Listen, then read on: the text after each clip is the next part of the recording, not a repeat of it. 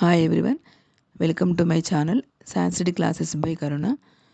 Degree second year, fourth sem.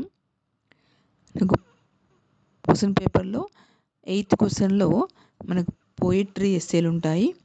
మనకు పోయిటరీలో 2 ఎస్సేలు ఉన్నాయి. ఈ 2 ఎస్సేలలో మనకు పేపర్లో 2 ఎస్సేలు ఉంటాయి. ఒక ఎస్సే రాస్తే సరిపోతుంది. 15 మార్క్స్. మనకు వివేకానంద విజయం ఆర్ చిత్రపట దర్శనం, ఈ 2 ఎస్సేలు ఉంటాయి. వివేకానంద విజయం ఆర్ చిత్రపట దర్శనం. మనం వివేకానంద విజయం అనే పాఠం చదువుకుందాం. వివేకానంద విజయం ఇది మా నాటకం. ఇది మరి వివేకానంద విజయం అనే పాఠ్యభాగం శ్రీధర భాస్కర వర్ణేకర్ మహోదయునిచే రచించబడిన వివేకానంద విజయం అనే నాటకము నుండి స్వీకరించబడింది. వీరు శ్రీమతి అన్నపూర్ణబాయి, శ్రీ భాస్కర్రావు వర్ణేకర్ అనే దంపతులకు జన్మించడిన. ప్రస్తుతము మనకు అమెరికాలో నగరంలోనికి వివేకానందుడు, స్వామి వివేకానంద మరి ఈ విధంగా ప్రవేశం చేశాడు, అక్కడ ఆయనకు అనుభవమైన విషయాలు ఏంటివి అవన్నీ మనకు పాఠంలో వర్ణించబడింది. ఈ పాఠ్యభాగ సందర్భం ఏంటి?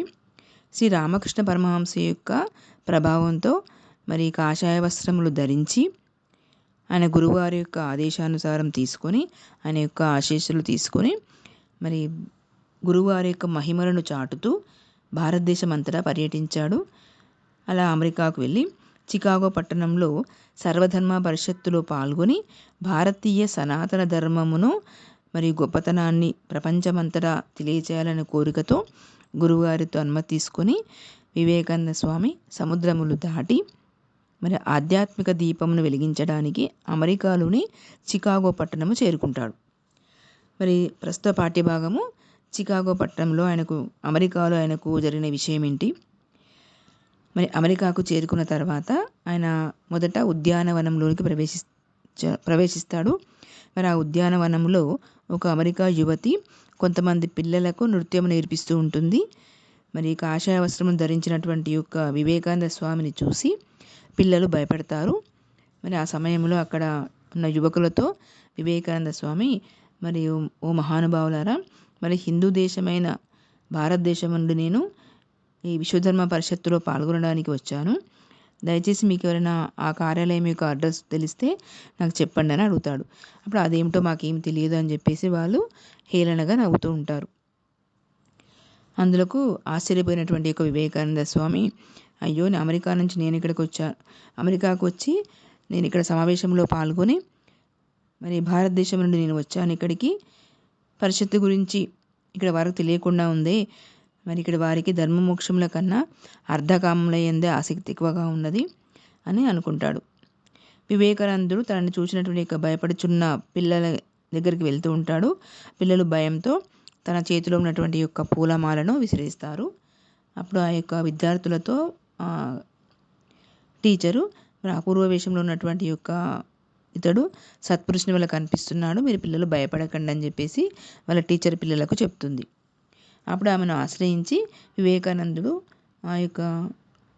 వివేకానందుని ఆ యువతి మీరెవరు, మరి మీరు రాక కారణం ఏంటని అడుగుతుంది. అప్పుడు వివేకానంద స్వామి, అమ్మ నేను భగవంతుని యొక్క అవతారంలో ఒకడైన రామకృష్ణ పరమహంస యొక్క దాసుని, ఆయన యొక్క శిష్యుణ్ణి, నా పేరు వివేకానందుడు, నేను విశ్వధర్మ పరిషత్తులో పాల్గొని హిందూ దేశం యొక్క సనాతన ధర్మమును తెలియచేయుటకు ఇక్కడికి వచ్చాను. నేను మరి హిందూ ధర్మ ప్రతినిధిగా వచ్చాను ఇక్కడికి, మరి ఆ పరిషత్తుకు చెందిన వారు ఎవరైనా ఉంటే నాకు చెప్పండి అని అడుగుతాడు. అందులోకి ఆ యువతి అటువైపుగా వచ్చుతున్నటువంటి యొక్క హేల్ మహోదయ్ని చూపిస్తూ ఆమెను అడగండి అని చెప్తుంది. హేల్ మహోదయ్నితో మరి వివేకానందుని యొక్క పరిచయం ఏంటి?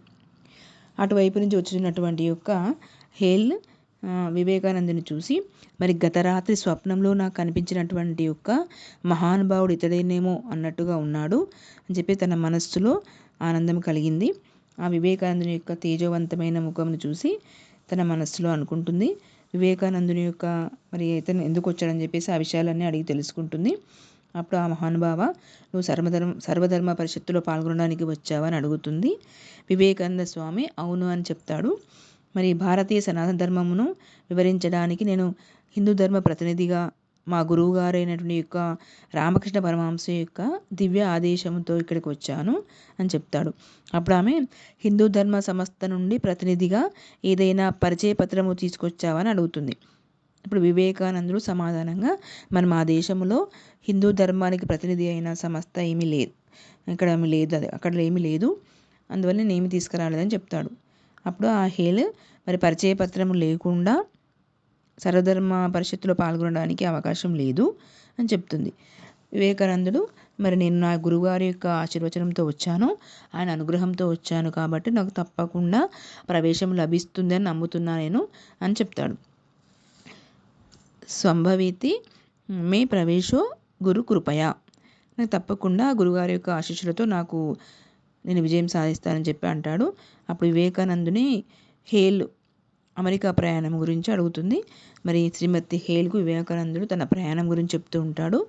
ఓ మహోదయి, మే నెల చివరి రోజున ముంబై నుండి పెన్సులా అనే ఒక నౌకలో భారతదేశం నుండి బయలుదేరి నేను కొలంబో, మరి పినాంగ్, సింగపూర్, నాగసాకి, కోబే, యాకోహోమ్ వరకు నౌకా ప్రయాణం చేసి వాంకోర్ చేరుకున్నాను. మరి అచ్చటి నుండి అమెరికాలో ప్రప్రథమంగా పాదము మోపాను. తర్వాత అక్కడి నుంచి 3 రోజులు రైలు ప్రయాణం చేసి చికాగో నగరం చేరుకున్నాను అని చెప్తాడు. మరి నేను చేరుకోగానే ఆ యొక్క మహాసభలు సెప్టెంబర్ నెల నుండి నెల 2వ వారముకు వాయిదా వేయడం జరిగింది. అందుకు నేను చాలా విచారించాను. మరి నా దగ్గర కొద్దిపాటి ధనంతో చికాగో నగరంలో ఉండడం చాలా కష్టమని అనిపించింది. అందుకు నేను మరి నా దగ్గర తక్కువ ఖర్చులు ఉన్నటువంటి యొక్క బోస్టన్ నగరంలో నివసించడానికి బయలుదేరి మరి అదృష్టవశాత్తు నాకు నా యొక్క రైలు ప్రయాణంలో నాకు షానబాన్ అనే యొక్క మహిళతో పరిచయం అయింది. ఆమె యొక్క తన భవనంలో నాకు నివాసం కల్పిస్తానని చెప్పింది. నాకు గుర్తుకొచ్చి ఆమె దగ్గరికి అక్కడికి వెళ్ళాను నేను. ఆ యొక్క షానబాన్ నాకు ఆమె యొక్క భవనంలో నివాసం కల్పించింది. అక్కడ ఆ భవనంలో నేను ఉంటుండగా అక్కడ ఒక మహానుభావుడైన హార్వర్డ్ విశ్వవిద్యాలయం యొక్క గ్రీకు భాషా పండితుడైన రాయట్తో పరిచయం జరిగింది. ఆయనకు దర్శనం నాకు లభించింది. స రాయట్ మహాభాగः హార్వర్డ్ విద్యాపీఠస్య గ్రీకు భాషా పండితః.